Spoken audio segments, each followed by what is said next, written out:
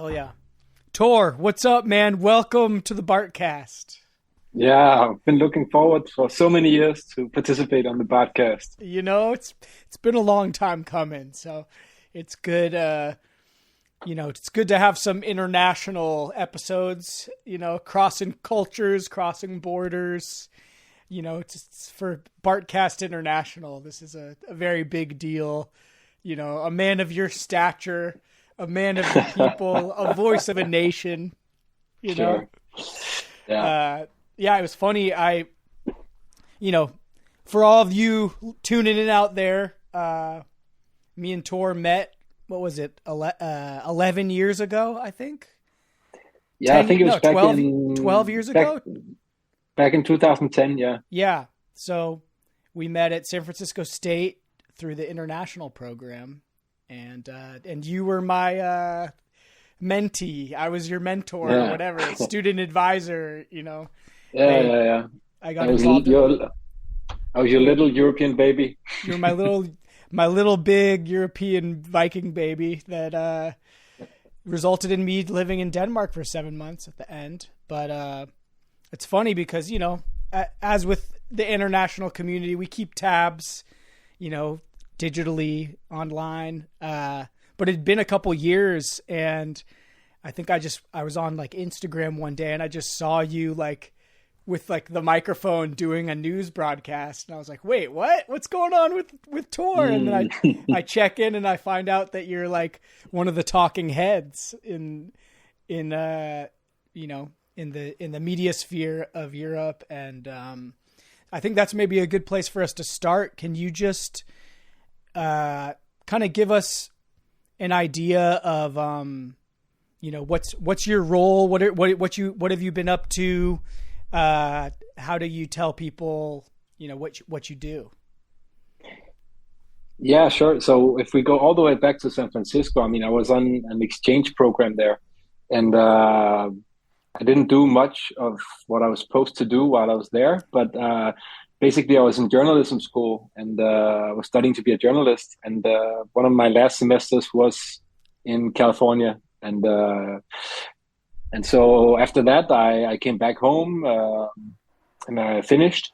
And since then, for like 12 years, I've been working as a journalist, doing lots of different stuff. Started out by being unemployed for quite a while. I took up running, but then I thought, this sucks. I'm just running while thinking about the fact that I'm unemployed. So I prefer to sit down while doing that. And so, after a while, I got a 3-month contract at a radio station, getting up at 4 o'clock in the morning to do the morning program and just phone people in the morning to get them on the show, like a national radio station, but not a big one. So it was quite tough work. You in Denmark, the bars are open until really late. So sometimes I would go to work while I could see people, still trying to get in contact with that girl in the bar while rolling by on my bicycle on my way to work. But I mean that just it took a while to start a career in journalism. But then after this, I got promoted. I was the editor of the morning program, and then I got a position as a European correspondent for a business newspaper in Brussels in Belgium. And after a while, I got tired of that, and I moved to France. And one of the reasons why I moved to France was because I met a beautiful French girl in San Francisco back when we were living there, and we're still together. So wow. I've been slowly, moving towards France little by little. So now I got a job as a correspondent for another Danish newspaper, working out of Paris, but covering European affairs, which is a very, very busy subject these days, that you can imagine. Yeah, lots of stuff to do. So journalism for a newspaper, that's what I do now. But it took a while to build up to get into it to this degree. What's the title that they give you? What do they put on the little chyron in the bottom of the screen when you're talking? They say Tore Keller, European Correspondent and then the newspaper, which is called Information. So that's very international. That's very to the point, Yeah. literal information. Yeah. But it's the same in French. So it's like an all-around title, you can use that anywhere. Whereas if you work for the newspaper Morgenavisen Jyllandsposten, it's a little bit less international. Gotcha. So you work for a newspaper. Are you doing print as well as video then? Well, for the newspaper, I'm only doing print, and usually like pretty long articles where you have some time to do them and so on. Nice. Which is kind of like a dying, breed of journalism in this world. But in Denmark, we still have quite a few newspapers, and they're actually doing fairly okay. So I do that, and then the big revolution is that now we do the sound as well. So I record my articles as well, because we found that a lot of people prefer to walk around or do stuff while they listen to it.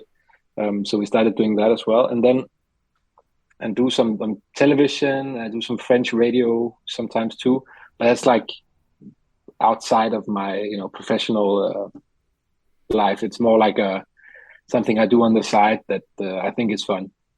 Do you get solicited? Like, do other publications call you up for interviews? Is that what leads to you being on TV? Well, actually, the thing is that we don't have a lot of Danish journalists in France. We just had a national election. We actually had two in France.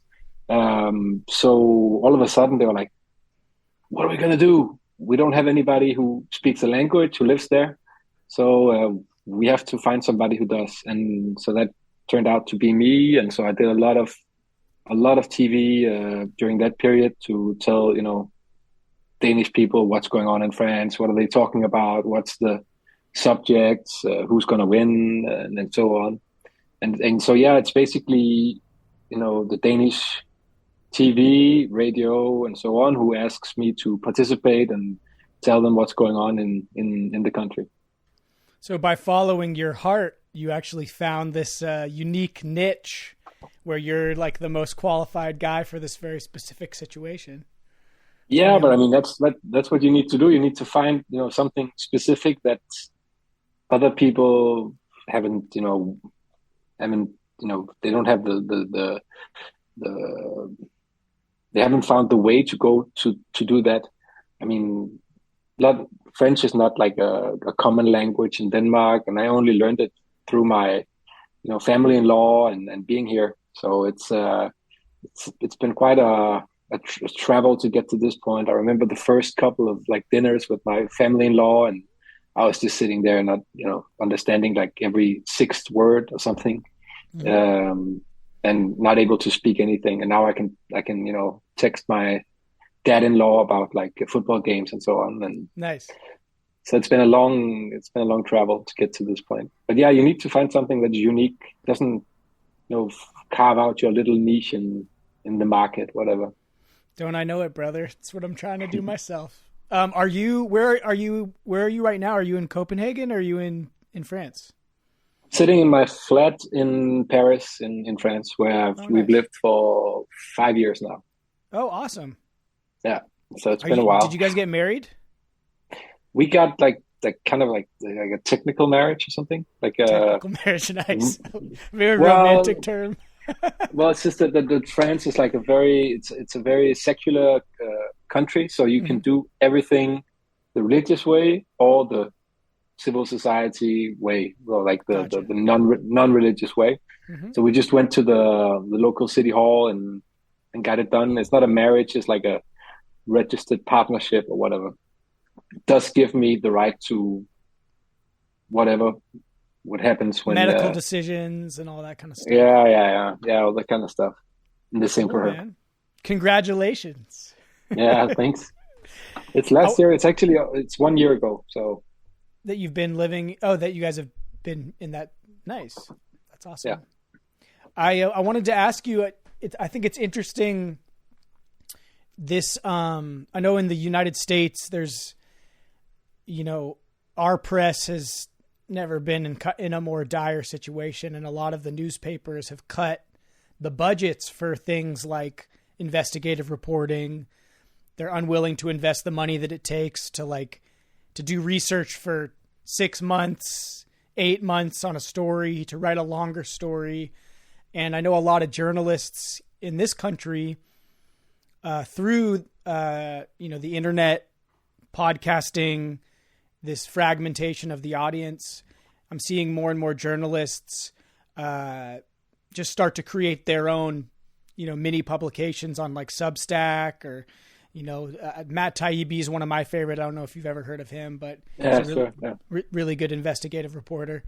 And he used to write for Rolling Stones, I believe. But have you ever, are people doing that as well in Europe? Do you see journalists kind of leaving these larger institutions or is there still more energy and trust in the system? Well, I think there's a lot more public money, for one.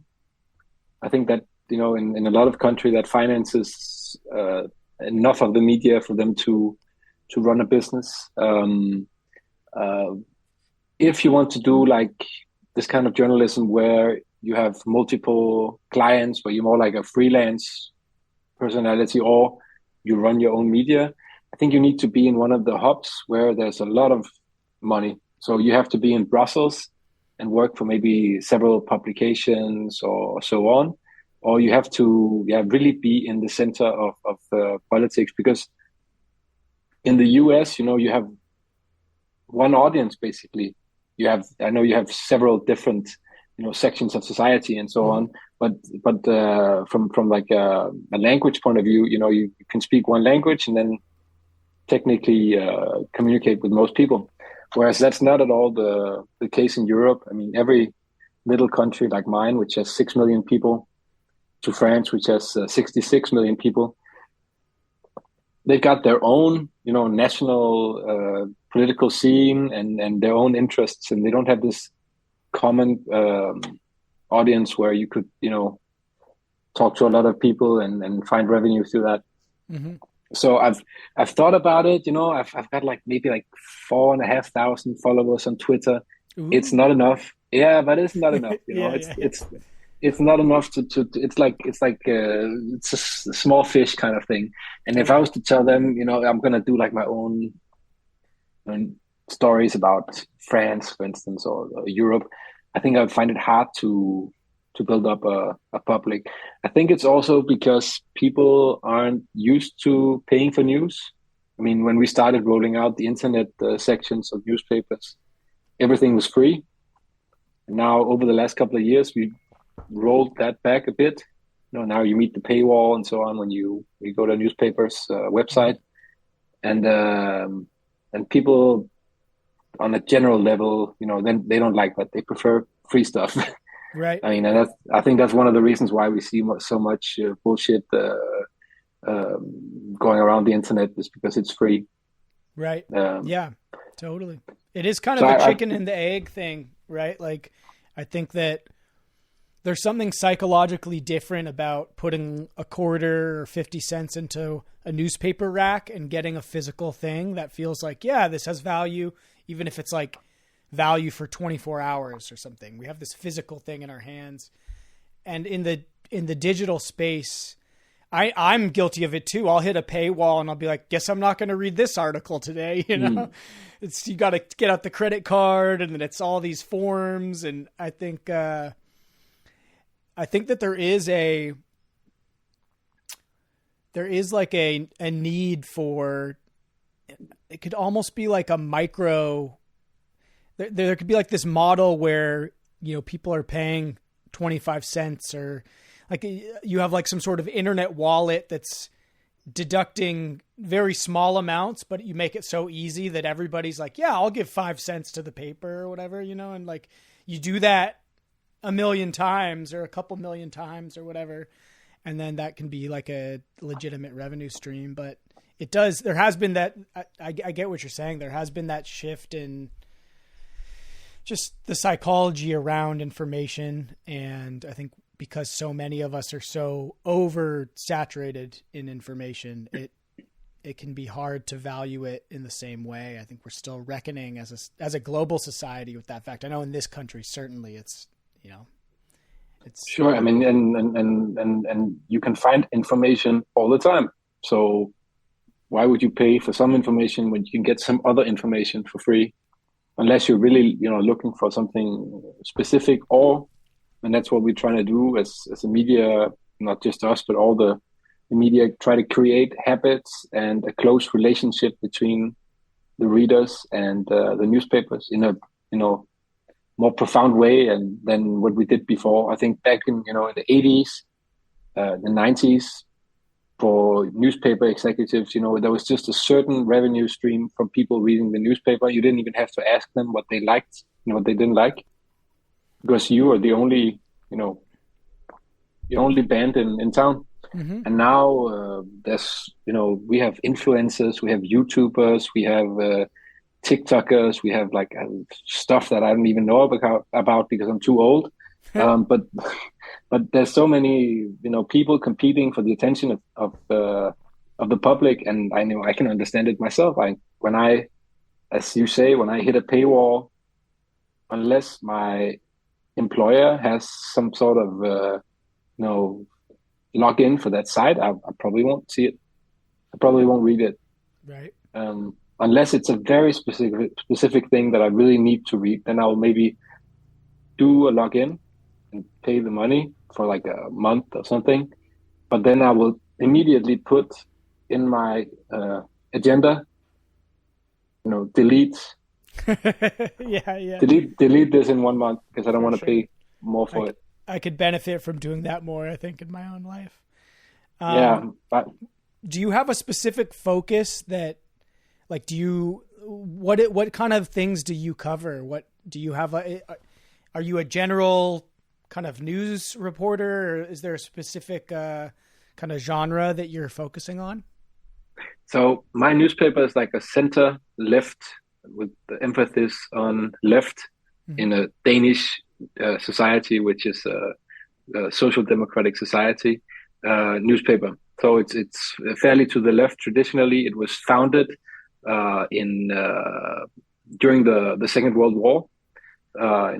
We've been doing a publication since 1943, and when the war ended, the newspaper took over the rooms and the production of the space where the Nazis were publicating their newspaper, and they took it back and they said, now, we've liberated Denmark and we're out of the shadows. So it's a newspaper that has a very strong history.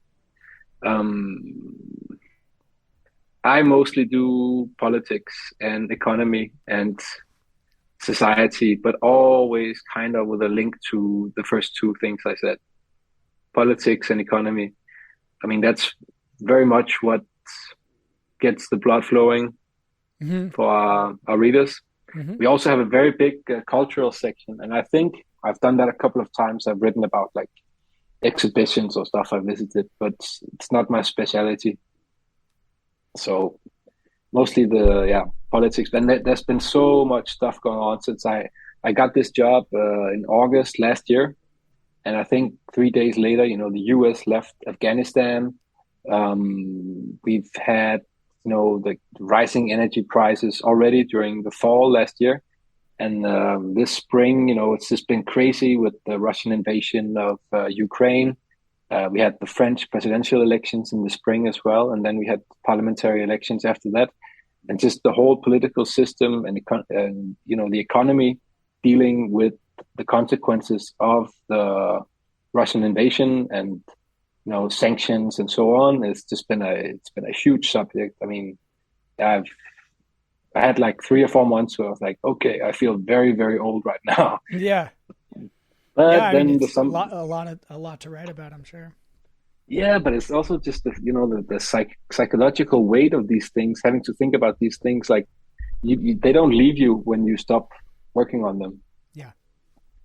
Yeah, I was going to ask you that because I know, especially in this country, like I've had in my own way I had my own, kind of big political moment during like the pandemic and the lockdowns. And, I think the last time that's happened to me was probably pretty close to when we met at SF State in 2009 with all the politics that were going on. And both times I got to this place where I was just really anxious all the time and stressed and unhappy. And I was grateful because it was my brother that reminded me, like, hey, dude, like, you're not wrong. Like you have these really thought out points that are logical and they make sense. But from an emotional standpoint, you seem less happy and you're having a harder time, like, connecting with people because you're caught up on these arguments. So I kind of had to take a step back and, like, let go of, sometimes it can become an exercise, almost like you're hitting yourself, like a flagellation thing where you're like, you feel,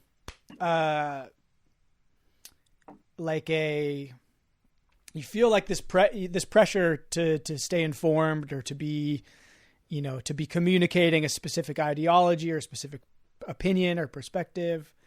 And I'm just curious, as someone whose job it is to engage in the larger conversation, the national conversation, to help other people form their opinions and then to inform people about the factual realities. Do you have what's your process like, when you start to get in that space? Because I would imagine that it could be, like you said, psychologically, it can at times very exhausting to be living in that all the time. Yeah, sure. And the pandemic was we had a very harsh lockdown in France. We had 2 months where you couldn't leave your house. Yeah. You could leave it for 1 hour and you had to bring a little piece of paper stating, why were you leaving the house? I'm going grocery shopping or whatever.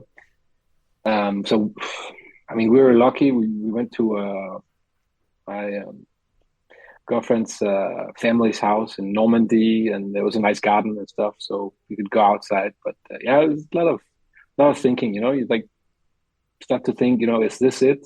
Was that the good years, and now the bad years are coming? Right. Yeah. Because I guess some people have been thinking the same things. Just when Second World War broke out, or when you had the plague in Europe or whatever back in the days. So you could get into those negative thoughts where you think, okay, this is all going to end like this. And obviously it didn't. And, now I'm taking the metro every day without wearing a mask and everything is fine. I think there's still a concern about the pandemic and so on, but it's not something that takes over your life the same way. It doesn't fill you with fear of what's going to happen to all of us. Mm-hmm. But then, of course, nuclear war as a threat arrives. Yeah. Right. just when we got out of that, and then you start to think, I feel like they're really going after me. It's just like some kind of weird matrix simulation I'm living in, where they're like testing, what's the worst scenarios we can bring on this guy. How much can we push these people? Yeah, how much can we push these people? And this is all real, and obviously it is. But yeah, you have to do normal things. I think that's been my way out of having too many thoughts running wild in my head. So my break is doing the dishes. Nice. Like a nice, practical thing where you do something with your hands, or cooking. I mean, or because I live in this beautiful city, just taking advantage of that in a way that some people maybe who live here don't do. Going for a beer after work, or coffee, or going to see some place I haven't seen before. You have to stay, if you want to stay sane during these extraordinary times, you have to do normal things that make you feel like, oh, there's a normal life that exists, and talk to people as well. I think that's very important, because most people feel the same way. Mm-hmm. They just maybe are afraid to talk to the other people about it because they fear that they're the only ones feeling these emotions. Yeah, and I feel you. I feel very similar with everything you just said. And I think especially after these couple of years with the lockdowns and stuff, everyone was so isolated for so long.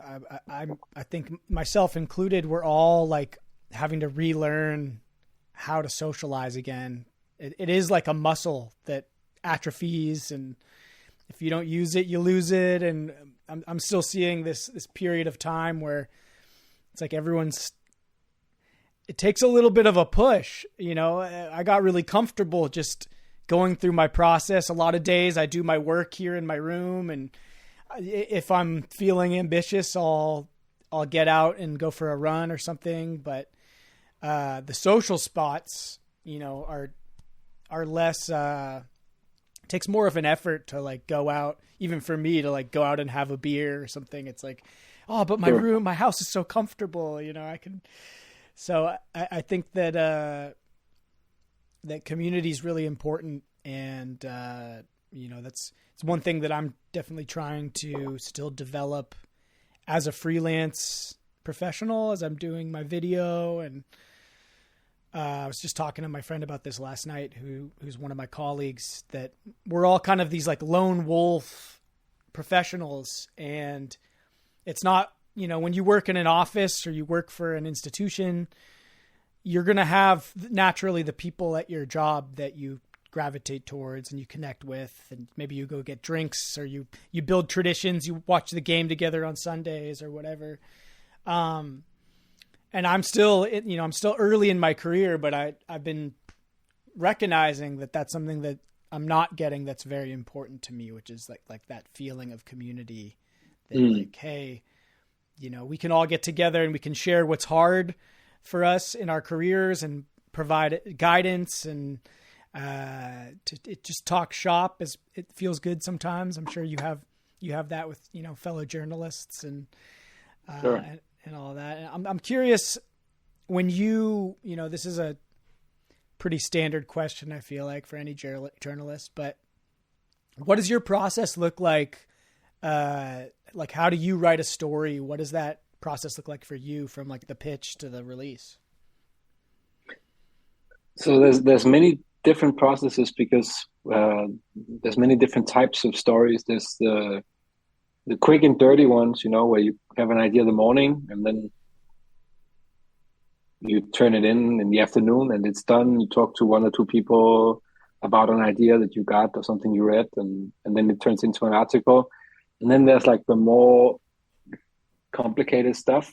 Mm-hmm. So for instance, like for the French elections, I wanted to go on a lot of like how do you call it in English? Reportage, as they say in French. So you go somewhere and you do a report on the ground somewhere.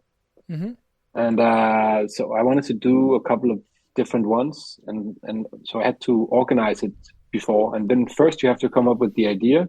Then you have to figure out what's going on in that area. Then you have to figure out who to contact.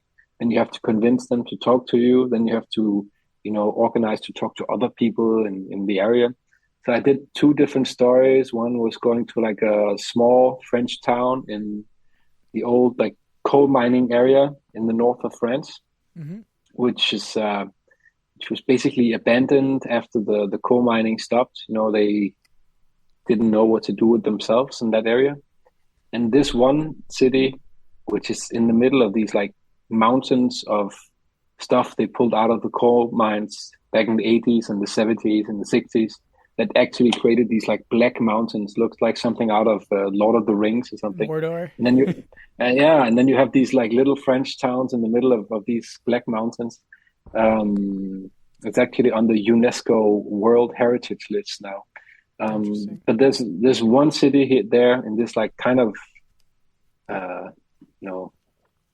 depressed area that said, okay, we're going to do something else. So they put like sun panels on the churches. They invested in like renewable energy for the city. They said, okay, we're going to do 50% or 30% organic farming and so on. We're going to keep some of the traditions that we have from the old days, from the mining days, some of the things that were important to us, such as the community that is around, these mining villages with everyone was like really closely knit together. So we're going to keep that, but we're going to mix it with something that looks a little bit more to the future. There's a green mayor in this city, and so it's like I was trying to do like a positive story about, you know, something that can give you hope in an area where maybe things look a little bit bad, because the rest of the cities in that area, they have high unemployment and so on. But that took like 4 days to organize, to figure out who's the mayor, who's his assistant, how do I call him? Okay, does he know somebody else that I should call before? And then organizing, to bring a photographer and go there for 2 days, finding out which hotel to stay in, and so on. Mm-hmm. And then also organizing the next trip directly after that. How much time do I use here? And how much time do I use on the other thing, which was, for many years, it's been like a refugee migration crisis in a city called Calais on the French shore, right next to the UK. Yeah, it used to be part of England, right? I think there was a lot of for a brief period of time. For a brief period, there was a whole like Jeanne d'Arc thing going on, and yeah, it was a. I just remember watching that show, Tudors. You ever remember that show? It was like about like the Henry VIII or whatever, and they were always talking about Calais. Yeah, but now they still talk about Calais, the Brits, but it's like an area where all the immigration comes from, and you have small boats going across, and it's super dangerous because you can have very high waves, storms and so on. So I mean, people die from doing this. And they still come, and they live in these really run-down camps in the area, in small tents and sanitary conditions you cannot imagine, like really, really bad. And the police and these people, they fight all the time, and it's a really tough place to be as a human being, especially if you escaped from Afghanistan or Syria or something. So I wanted to go there and do like a report also, and go see where they live, these people, and talk to them and hear about their stories and where they come from and why do they want to go to England, because that's something that maybe we don't understand as much either, because I mean, England is probably not better than France. I mean, they speak English and maybe that helps, and they have a larger like black market for employment and so on. But besides from that, it's not that much easier. So you have to think about these things in advance. You have to contact people in advance when you go somewhere as a journalist. When you actually go out into the real world, you cannot just walk out your door and then hope to find the right people to talk to. It takes organization, and it takes planning, and it takes patience. Oh, yeah. So and I'm sure you have to build trust, which there's no standard amount of time. It's like 5 days and the trust is built. It's like. But you have to be a little bit. That's the thing about it. You have to be quite cynical about that. You have to figure out how long does it take to build trust with some people you meet in a place like that, who've escaped from Damascus or something, from a war, and they've been on the run. They've people have been trying to hold them back ever since they left their home. How do you build trust with these kind of people? I mean, it's not a natural thing to do if you escaped and run through 5 or 6 different countries on the run. But you still have to kind of do that calculation in your head, like the cynical, how long do I think it will take for me to build trust with these kind of people that I don't know, I've never met?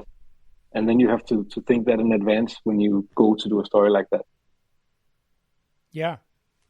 I wanted to ask you, do you think that, being in France as an expatriate of Denmark, does that, do you think that helps people, like, because you're coming in, like when you come to interview them, and maybe this is just my Americanism showing, right? But you're almost like a neutral party when you're coming to interview them, because you're not from within the culture. You're like, you are, but you have like a different accent, and do you think that makes your job easier, that you're, Do people, Sure. is it easier for people to open up knowing that you're originally from a different culture?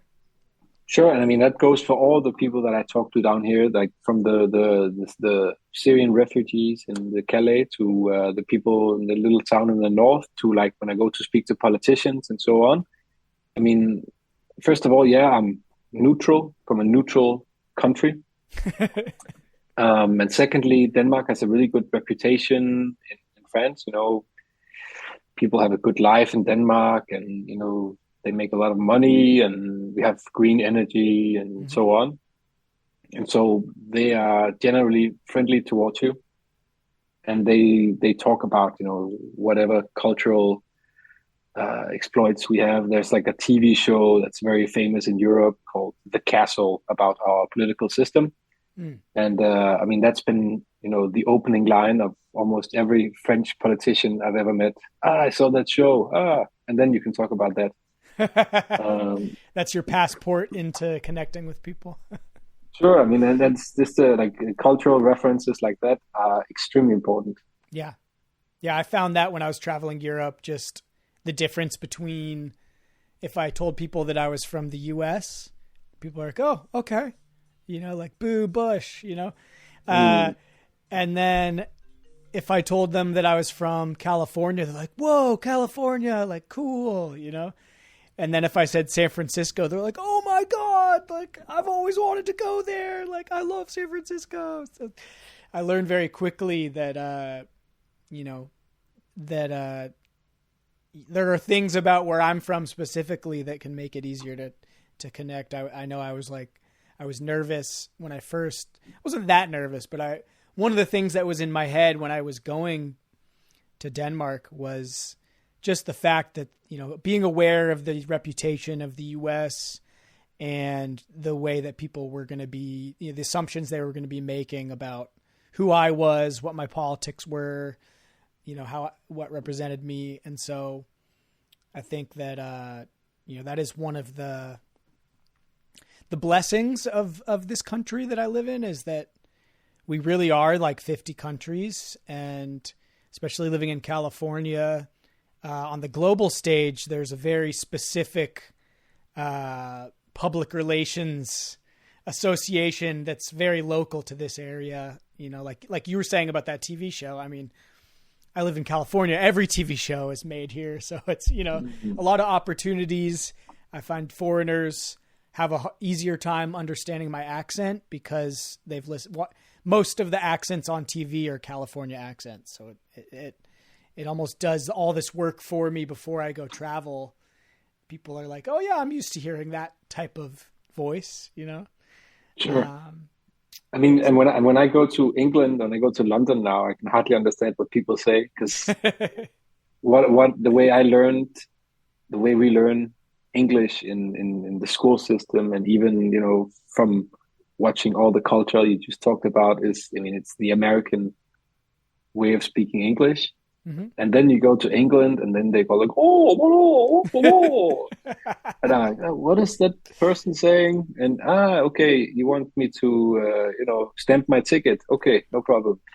Right. But yeah, you have strong cultural soft power. Dude, Definitely. you just need to watch more fantasy, man. If you want to get the English accent, it's all because I'm such a fan of. You know, I'm a big fantasy nerd, and I'm fascinated with all the medieval stories. So, you know, I'm pretty good at hearing the British accents. You know, the farther north you get into Wales and Scotland, of course, you can meet those regional dialects that are hard to understand. But sure, I think because I've watched so many shows and movies and listened to so many audiobooks, you know, I have kind of a bit of that myself. I'm very familiar with it, but I did meet a couple Danes when I was studying in Denmark that had like full on British accents. That I was like, wow, I thought you were British, but you know. Well, they probably studied over there because my sister, she lived there for 10 years. And when she comes back, she has exactly the same like London accent, like, oh my God, no. Like, well, can't you speak like a normal person? But I mean, that's just the way she learned to speak English, which is very different from the way I did. And actually, Yeah. I went to Manchester a couple of weeks ago, which is fairly, it's not the north, but it's a strong accent. Hmm. And I just remember like every time I walk into a bar or like a breakfast place or something, and someone would open up their mouth, I'd be like, "Oh, where's the dragons?" I expect dragons to go along with this accent. That's awesome. They That's never amazing. came. That was, I think I told you, but I had a couple of weeks ago, I had a couple of Danes come and visit me. And it was my friend Peter, who was, I don't know if I ever told you, but when I was in Aarhus, I attended a startup weekend. This back in 2011, and me and my friend, I think you met him, the like loud American friend of mine, Jeff. Yeah, I remember that guy, Mangus. Yeah, Mangus. It's super funny because at least back then, he was like a rootin' tootin' Bush supporting, very right wing American, and I was a lot more fiery politically back then, so we would get into a lot of arguments when people would ask us about American politics. But the reason we became friends was because, the first week in Denmark, they're taking us out to bars every night to experience the culture. And he would always get drunk and not be able to find his way home. And so, it's like my fellow countrymen, I felt like a sense of responsibility. So I would just bring him back and he'd sleep on my couch, and did that 5 or 6 times. And it was like, okay, we're friends, and we got along great. It was like a great lesson that like, hey, this is a person too. He's a good guy. We'd only get into arguments talking politics with other people. But so we went to this startup weekend together, and we came up with this idea for a company, and went through the startup, pitched it, put together a team from like 7 different countries, and raised 250,000 Danish crowns, krona. And we had this really good idea. And my friend Peter, when he came, reminded me of this idea. And I was like, man, like if we had kept at it, we'd all be millionaires now, because they have, we basically had the idea for what now is like Lonely Planet or TripAdvisor. It was called Street Native, and we were trying to basically do that. But back so the whole guide thing where you get someone who actually knows about it to tell you where to go and so on. Yeah, user-generated travel, like a user-generated travel platform for people. This idea being that when you go live in a city somewhere, you gain all this really specific knowledge about the customs that gets lost when you leave. And so we were trying to create a online repository for that. And I think I was still like in a party boy mode, and I never really believed in the project, even though I was one of the founders. But we actually convinced all these other guys who were like way more, one of them was this German professor who like wrote translation software, and like, Peter was an entrepreneur. So he reminded me when he came and stayed with me, I was like, damn, that was a good idea. But the reason I brought him up, sorry, what were you going to say? Yeah, what's he doing now? Like, did he become a millionaire after all? Or no, not quite. He did start his own company, and then they were doing really well. He was consulting, and then I think he got hit by a bus, and he had to basically like he had to bankrupt the company to pay for his medical bills because he had like some very extensive concussion stuff. And then he was working for the Red Cross for a long time. And I think now he's consulting with, carbon footprints, trying to help businesses move in a more green direction. But it was just, my reason for bringing him up was I had these 2 Danes staying with me, and every time they would talk, I'd be like, oh, the Vikings are here. I don't know. No. I don't know if you saw the movie The Northman that came out earlier this year. Yeah, that like tall, very aggressive guy who really has a grudge on the guy who killed his father. Yes, That's the one. exactly. Yeah, yeah, I saw that. Yeah. What did you think about it when you saw it? Well, I think I'm very happy I don't live in those days. Oh yeah, for sure. Because I would have been one of the guys, dying in the first like 6 seconds of that Oh movie. yeah. You're like, and then you die. uh, What a crazy world. I think, I mean, I don't know how influenced we are today as people by this period of time. I would say very little. I mean, but did it honestly. feel like, from the outside perspective, like for me, it felt like a much more authentic representation of that time? I'm curious, as someone, from that part of the world, did it feel that way to you too, or was it more? Could you see the Hollywood seams in it? More than someone like me. No, I think like at least the part about, also like the fights and the wars and so on being bloodier and less heroic and also smaller. Mm-hmm. I mean, a lot of these, when you watch a movie like I don't know, Lord of the Rings or stuff about the Second World War, you see these enormous armies, like thousands and thousands of men, and I think back in the days, you could kind of invade a country with like 250 guys, Mm-hmm. and a couple of long ships. Uh, the fights were much smaller. You didn't need as More much power. intimate. And I The think that the Battle of movie, Silkeborg, like yeah, 200 people. yeah, and I Yeah. think the movie is quite good in portraying that. When I mean, I don't want to give it all away, but there's a Sure. one point where he goes to this farm on Iceland, and then the guy who owns the place, he has I don't know, he has like maybe like 12 guards or 12 soldiers or something like that. I mean, that's more like the measures I think that were like real for that time. You didn't have like 6,000 soldiers at your disposal when you were a Viking warlord. You had maybe like, yeah, 12 guys and a very, very angry dog or something. Yeah, the dog was worth at least two men. Yeah. Yeah, I really, I think my favorite part of that, my favorite scene in that movie was like the portrayal of the Nordic mysticism with Willem Dafoe, who is not a Mm. Dane, but I thought he did a good job as like this kind of shaman figure. And when they're in the cave and they eat the mushrooms, and they're like pretending they're like wolves and they're howling. And there's this one line that stuck with me where uh, he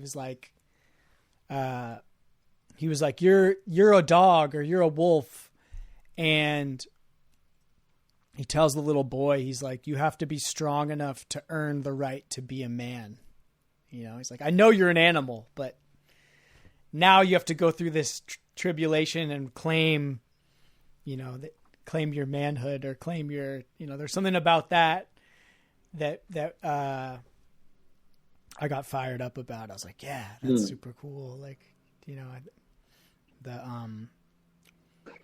I think that's maybe like one of the only points where I can find like a kind of relation between the society we have back home in Denmark today and those days is this the drunkenness, the degree of drunkenness, like the mm. degree to which Danes will get drunk, which is which is different from what I've seen in living in California or Mm. France. This desire to go, to the complete limits of how much you can stomach and just kind of getting out of your body almost from drinking beer. I think that can go back to some of that like Viking meat kind of thing that we were doing back in those days. Yeah. And that's a very specific Danish culture. I think you don't see that in Sweden or Norway because they did very, very strong regulation on alcohol. Mm. But in Denmark, it's quite easy, and that also creates these like crazy scenes in the middle of the night when you see these young people just completely out of their minds. Yeah, I had that experience, living there for 7 months and living through the winter, especially, in Denmark. there really isn't that much to do during those months. You know, it's very dark and very cold, and it really did seem like the drinking culture was more than just like mindless hedonism, you know, for an outsider, for an American at first, like that's, you know, a young party boy. I'm like, that's what it is. But I do think that there is like this something about the geography and the intense cold and the intense darkness. And you think about, you know, when you're going back all these generations to a culture that has evolved a way to get through these tough months together, it would make sense that like the dissociative, that there's a place in the culture for that, you know. And I also wonder how much of, you know, like what you were saying, the drinking culture is also the result of like the outlawing of psychedelics. Like, cause correct me if I'm wrong, but like mushrooms, what's their legal status in Denmark right now? Are they still illegal? I think they're still illegal. Weed as well. And, I remember like Danes being very judgmental of me smoking weed. Like I had some kitchen mates in my common kitchen who were like, "You smoke weed? That's so bad. That's such a," you know, and I was like, "I'm from California. What do you mean?" Like, yeah, but I think that's I think a large degree of Danes have done that. So right. Maybe you just ran upon like a couple of innocent girls from Jutland. It's just likely. But I mean, yeah. So alcohol has always been the drug, you know. Mm-hmm. I think it's changing now. I think young people in Denmark are doing drugs now way more than when I was, you know, growing up. Back when I was growing up, as you say, I think smoking a joint or something was like whoa, he's doing that, you know, at a party. Whereas I think they are not as bad as American teenagers or young people, but yeah, getting there from what I'm hearing. I haven't lived in the country for 8 years now, so I'm just relying on my sources back home. But totally. Actually, I think they're moving away a little bit, the young people in Denmark today, from alcohol towards like, harder stuff. Yeah, I found that like, at least in this country, the areas that have more of, that are a little more relaxed towards psychedelics themselves, mushrooms, LSD, the cactus, the kind of these, I guess psychedelics is the umbrella term, but it's a different, it's like these substances that are not so dissociative, but they're more like intensely introspective. That changes the culture, and there is like less of a drinking culture as a result.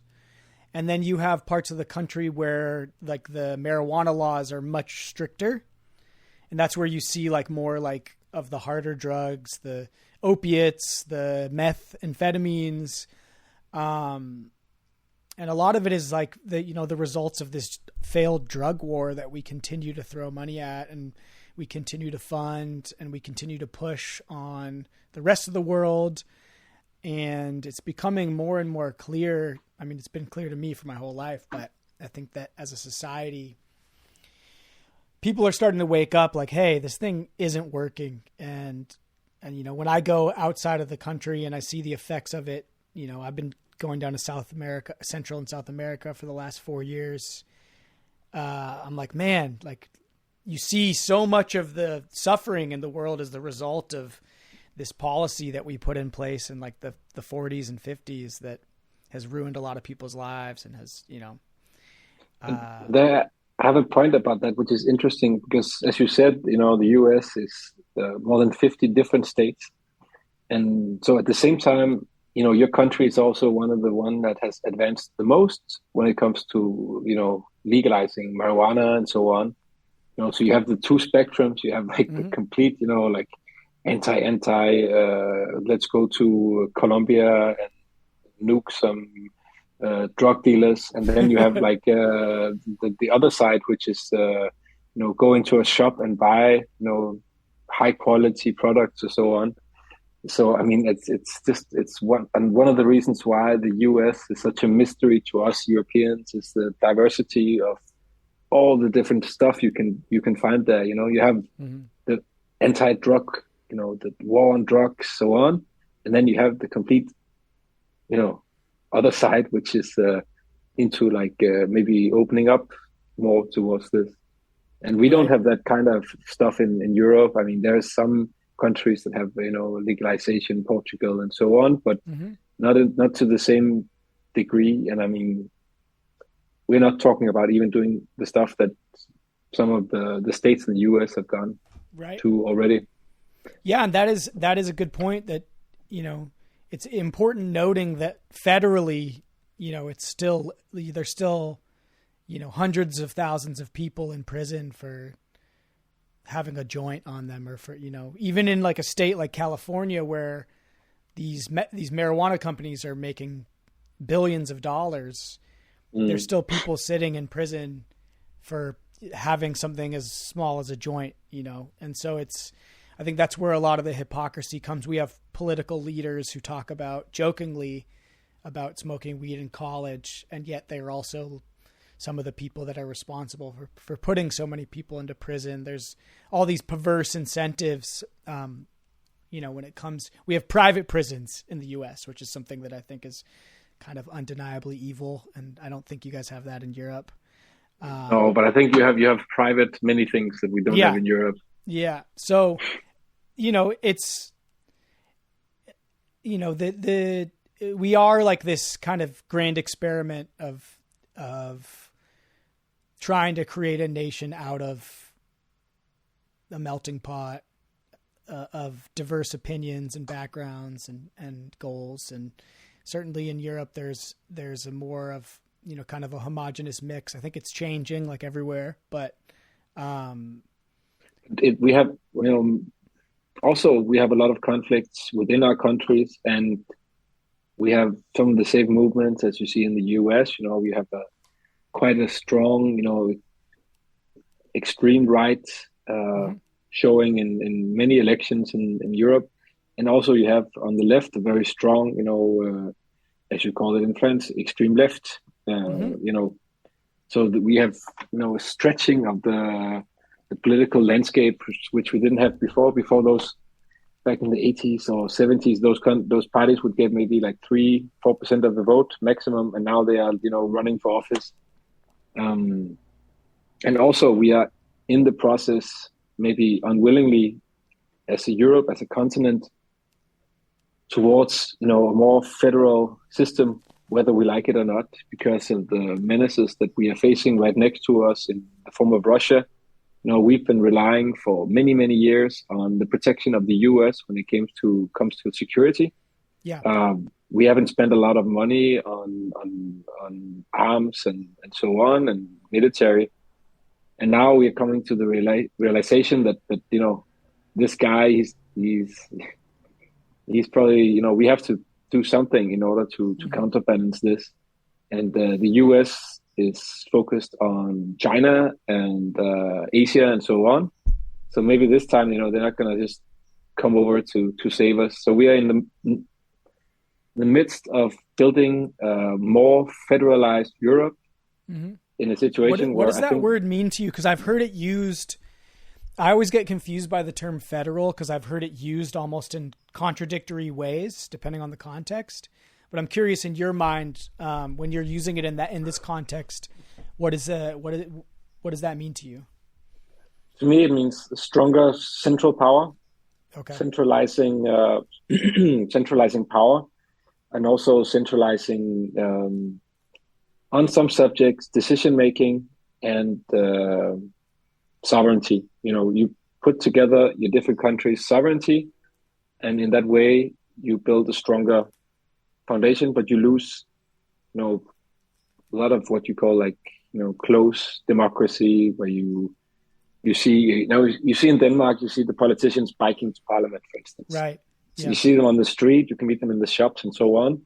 But you're not going to just randomly run into like a member of Congress in the US or or No, it's I think it's one of the big problems with our system. It's interesting because I've heard the term like federalism or federalized also used, to describe a more, how do I describe it? It's like a more libertarian system in the sense that like federalism, meaning that we're 50 states rather than one unified country, which I do think, I do see the obvious benefits in the dynamic that or just maybe not benefits, but the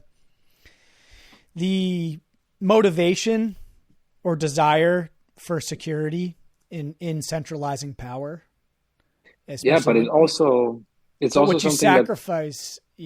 I just see the potential whenever you're centralizing authority for, the loss for corruption, for the loss of the ability of people to actually participate. I know we have that, in this country. It's gotten insane in the last, 2 decades. And it's many of the same fears that people in Europe have. There's a lot of people who don't want this, who don't want to move towards a more federal system or whatever you want to call it. Mm-hmm. Who want to keep their, nations intact, keep them the same way they are already. Mm-hmm.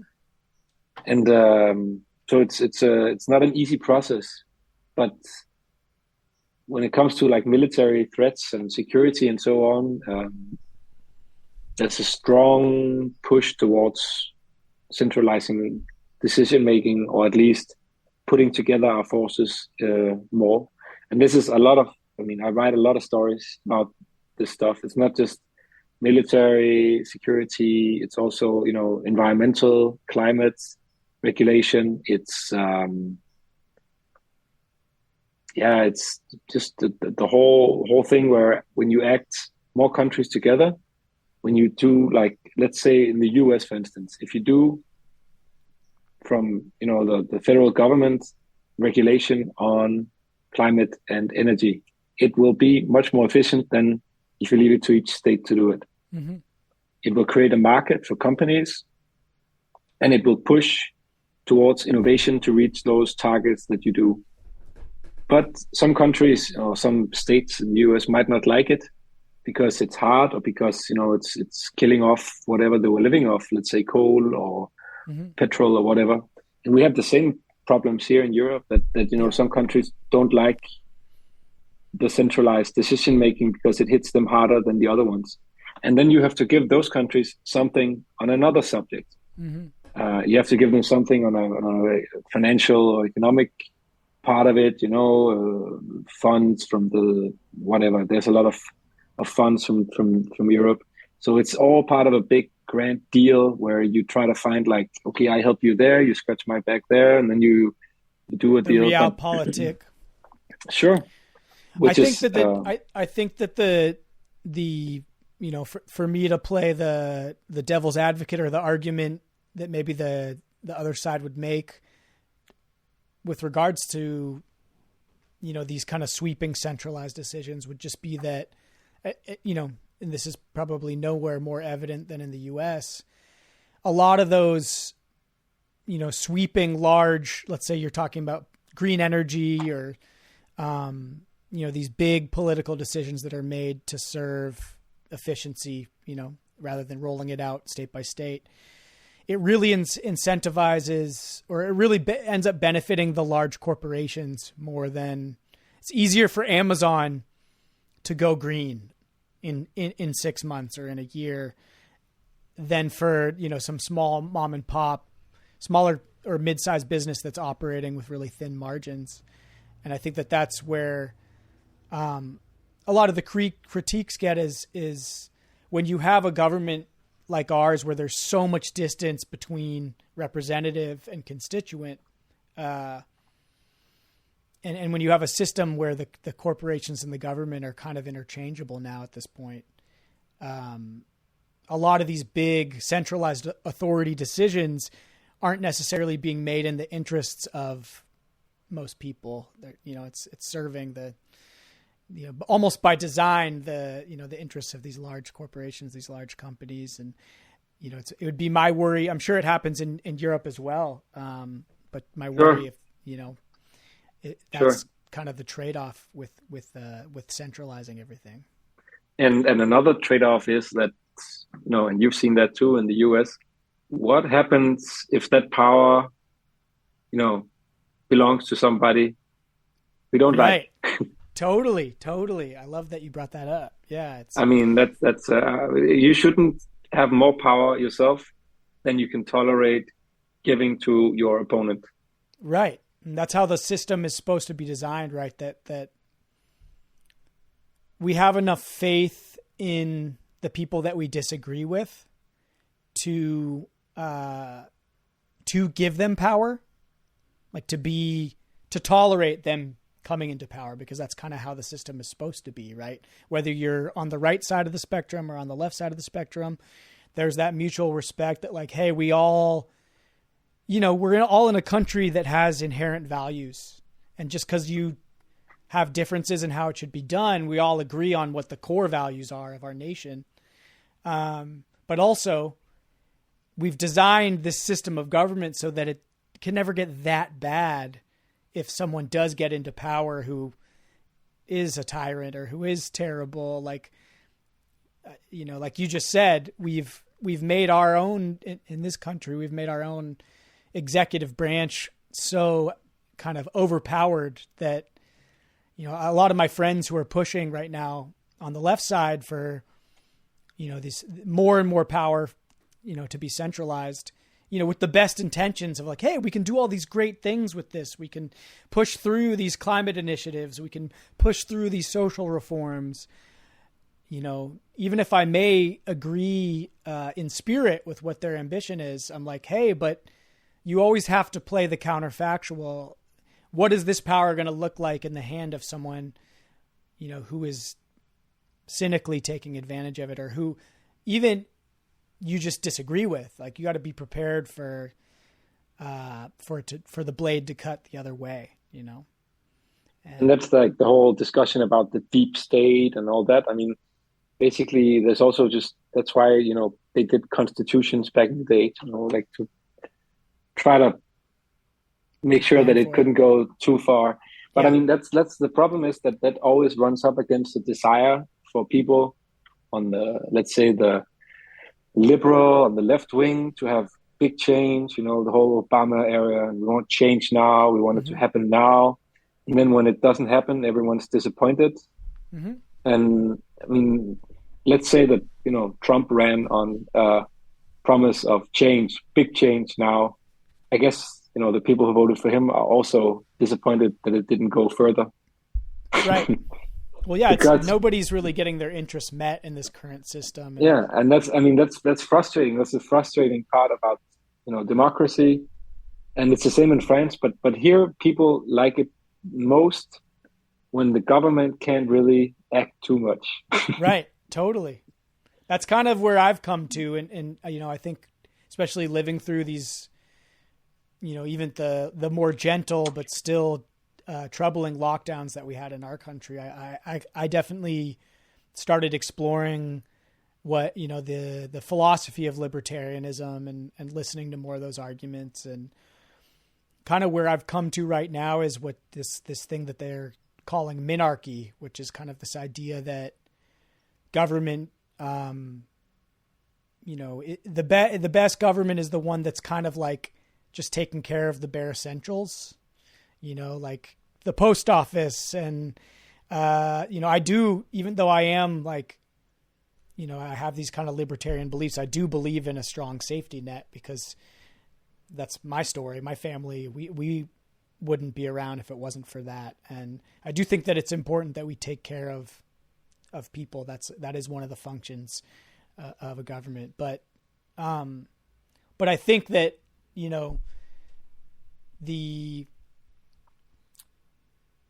the problem comes from, like, you almost have to design the government to never be able to get that scary. Like, how do we design it so that it, everyone's like kind of dissatisfied, but like it's never like terrifying people, and like you said, and I think it works. I think it's easier in a country like Denmark that has 6 million people. You can 14 different political parties are running for parliament now. Right. Which is cool. I mean, you guys have coalition government too, right? So it's like we're stuck in this 2-party system where it's like bad and awful, and nobody's really satisfied with any of it. And it's become so impossible to get any real, not just real change, but even just stability, which is, I think, what a lot of people are just aching for now, is like, how do we just make politics boring again? Like can we get back to life? Can we get away from everything having to be sensational at any given moment? Well, it's also just that I think most people don't really want to be interested in politics. Yeah. No, if they could choose, they would just live their lives without ever, knowing who's the president or, what's the political fight about this week. That's the American dream, man. I think that's the dream. Yeah, that's where people want to go to. But like, how do you? How do we combine this thing about having governments that can't really act too much with handling the humongous, enormous crises that our times have confronted us with? Mm-hmm. How do you deal with the climate issue without doing big decisions, radical decisions that actually change stuff? Yeah, and that's the hard thing about it. You can't say, let's just see what the local community comes up with. You have to do big industrial scale changes to society if you want to change the trajectory that we're on. Mm-hmm. So how do you give power to governments and so on this one subject without giving them, because I mean that's interlinked with everything else we do as well, climate and energy and so on. So that becomes very hard to control if you give that kind of power to politicians that's necessary to do what we need to do. So it's a catch. What do you call it? Catch 24. Catch 22. Catch 22. Yeah. Yeah. I mean, that's what we're trying to, I think that's the global experiment, right? That we're trying to figure out right now. And I certainly don't have the answers, for all that stuff. I get,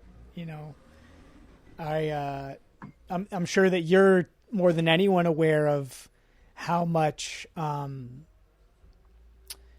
difficult it is even to agree on what the facts are these days when the information has become so democratized. There is not an agreed set of facts. So it's to talk about any of these things. You almost have to have a prior conversation where you're like, all right, can we get to a place where we can at least agree on some of the facts so that then we can come from a place of good faith and like, okay, we accept that this is what it is. Now we can have opinions about that. Right. And I think so often,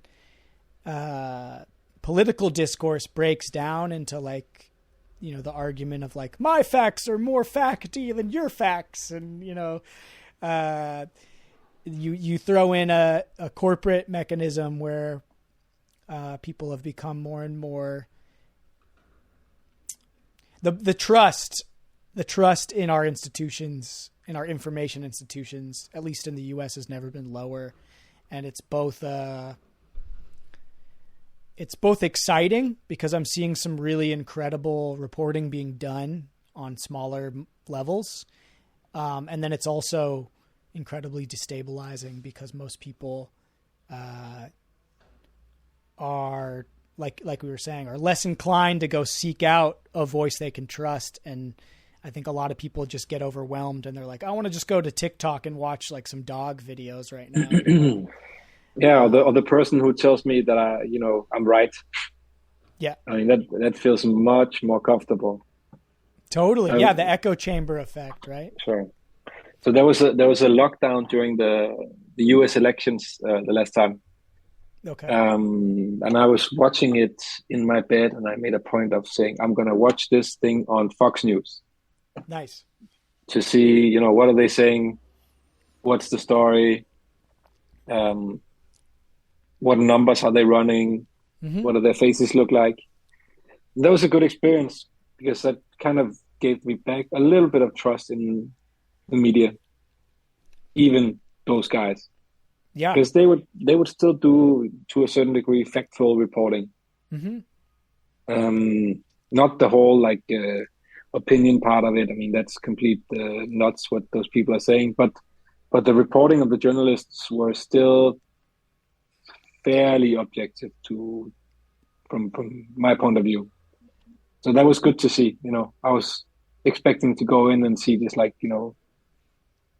people just taking shots at pictures of Joe Biden on Mm-hmm. national TV or something, and that was not at all what I saw.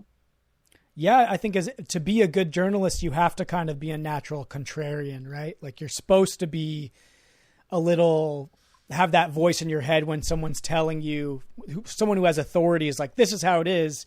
You almost need that little voice that's like, is it?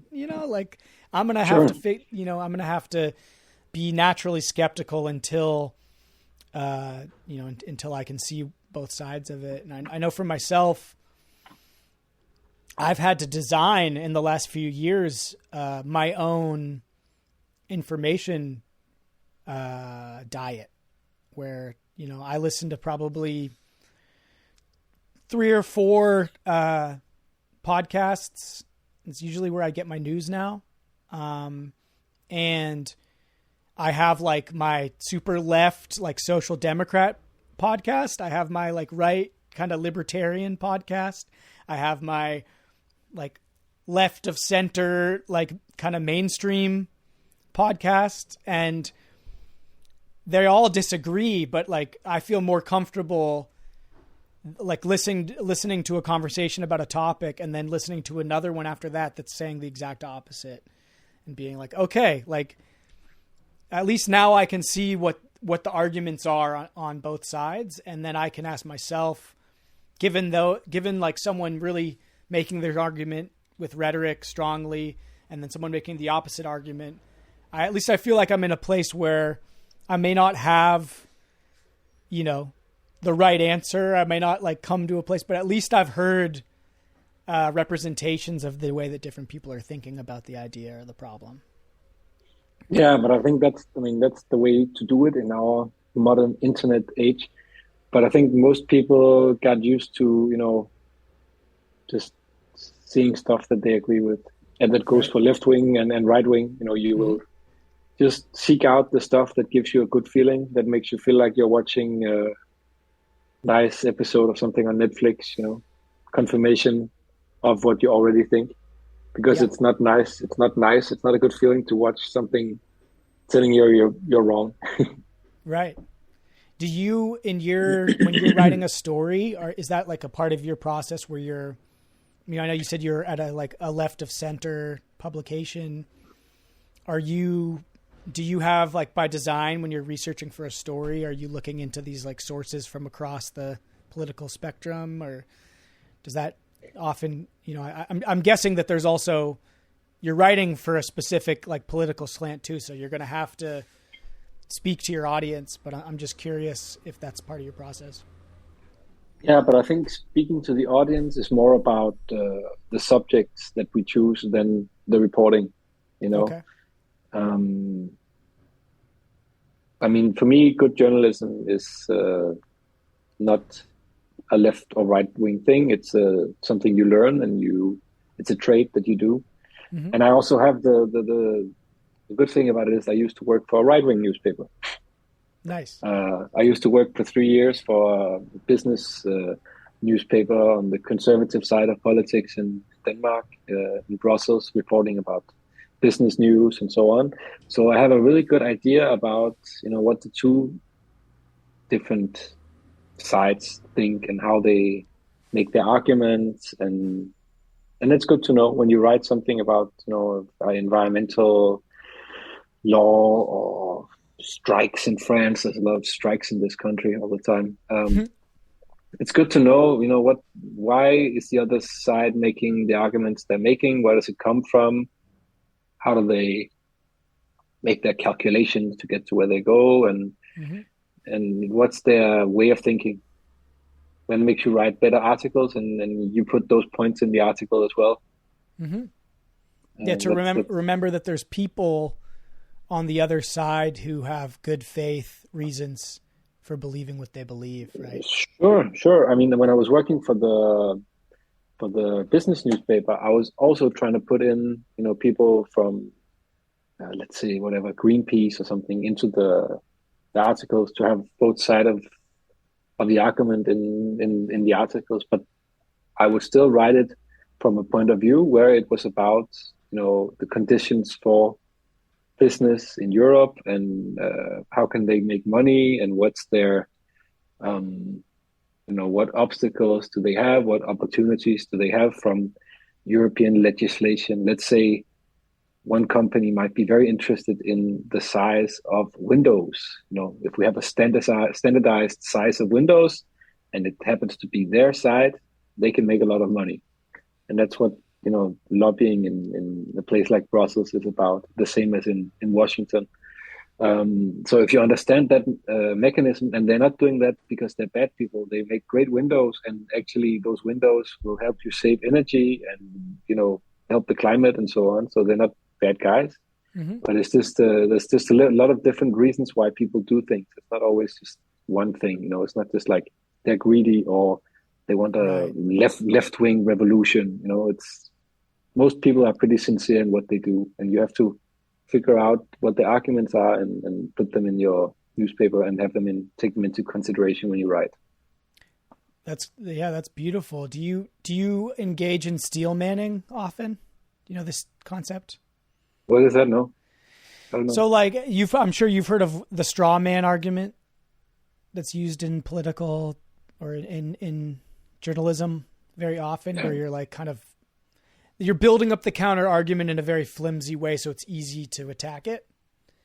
So So you say to the left wing, oh, so you want to destroy all enterprises in the country. Exactly. Or the right wing, you only care about money and it's all mercenary. So the idea of the steel man is to do the opposite, which is to really make the strongest argument for the counter to your point. You're giving them the benefit of the doubt. You're really like coming at it from like, this person, they must have a really good reason. Let's explore that. And then because I'm confident enough in my position, I can, my argument's actually stronger if I'm fairly representing the value of the counter argument. Sure, and it creates better journalism as well, because it challenges the sources that you're talking to on both sides. Sometimes there's 3 or 4 sides actually to an argument. Yeah. And then so the stronger you put, the arguments of the people who are opposed to what they're saying, the better answers you get from them, usually. So sure. I try to do that all the time, trying to find the strongest arguments from whoever is against or for something, and use them to challenge the people who say something else. That's great, man. Yeah, I think so often, most people who have, even people that have like the strongest beliefs or, feel like they have a grasp on the issues, I feel like most people are like one good conversation away from changing their mind. Like if you've ever been in a dynamic like that, where you are at a bar and you're having a drink with someone and you start talking about one of these subjects, it's like, I've never talked to like a businessman about like why, I just assumed that it was a selfish reason that this company is doing things in this way. But you have like a real person in front of you, and suddenly you have this human interaction and you're like, this is a good person. This guy's not doing things, there is a good reason. I just haven't been aware of it or whatever, or vice versa. On the left, you're like, oh, this person is just a communist and they want power, they want control. And then you sit down with them and you're like, oh, you really care about people, or there is a really like, I think we get so pigeonholed into demonizing the other. And that's really what I've been trying to be about in my communication. I agree very much with it, but I would also say that I have also met communists who just wanted power, and businessmen who just wanted money. Definitely. That's I'm making the devil's argument, right? Devil's advocate argument here. Sure. That's awesome, Tore. Well, dude, I really appreciate your time and you being willing to come on the show. And is there anything that you're working on right now that you can talk about or you want to share, before we wrap things up? I'm going to go to Egypt for the first time in my life to cover the climate conference in November. Yeah. Wow, that's exciting. Month. Yeah, that's going to be pretty crazy. And it's going to be Cairo, or it's in a place called Sharm el Sheikh, which is like a beach city. Okay. I've never been to Egypt before, but they're hosting it. It changes every year. Last year I was in Glasgow in Scotland, so quite a different experience, I think. But yeah, it's going to be exciting. An interesting thing to follow what's going on with that. That's awesome. And then I'm hoping to come back to California sometime. I hope they do the COP28 in California. That's right. Yeah, for the World Cup, you're saying? No. The next time they do the climate conference, I hope they do it in California. Yes, for sure. I'll come over then. You got a place to stay, man. You're always welcome at my place. Now I have a sauna, so you can come get your sauna on as well. I like saunas. Yeah, I do it. I did it this morning. I do it every day. But dude, it's so good to see your face, and let's keep in touch. I'm feeling all the familiar warmth of getting to hang out with you back in the day, and I love that we get to keep. This is my favorite thing about traveling is my international community and the fact that there's like a larger family out in the world where.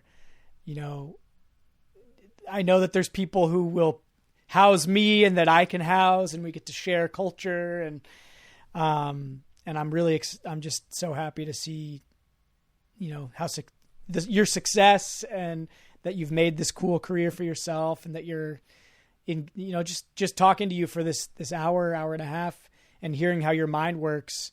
You're one of the good ones, Tore. We need more journalists like you out there. You're doing the good work, Yeah, let's see what happens in 10 years, huh? Exactly. Yeah. May you not become a demagogue, Yeah. Well, how can people find your work or connect with you if you feel like sharing? I like to ask all my guests, if there's what's the best way for people to connect with you. Well, I mean, I'm an extremely popular Twitter profile. Yeah. Where I write stuff in English as well sometimes. What's the handle for people? So it's my name, ToreKeller. Tore Keller on Twitter. Awesome. Yeah. And your newspaper is Information, or what's the name? Information.dk. Okay. Well, how do you pronounce it? What's the Danish pronunciation for it? Of course, it's kind of like, you have to put a potato into your mouth and then try to say something. So it's Information. Information. That almost sounds French, Yeah, it works. But it's maybe just because I've been here in this country in France for like almost 6 years now. So. Do your friends back home say you have a French accent when you speak Danish? Yeah, they make fun of me all the time. They're like, oh, l'artiste, blah, blah, blah. Yeah, oui. Well, dude, I love you, man. It's good to see your face. Give my love to Andreas next time you talk to him, too. I will. Definitely. I miss that guy. And come visit me in California. I'm trying to make it to Europe again eventually when I'm, hopefully when I have a little more resources to do so, or I find, I'd love to find a job out there and go do some videography in Europe. It'd be pretty awesome. So sure. Come to Paris. I'll buy you a croissant. Yes. We'll go sit on the Seine and eat some foie gras. Yeah. Much love, dude. Thanks for coming on the show, and all the best to you. Have a good one. Take care. Sleep Skål. well. Skål, buddy. Skål.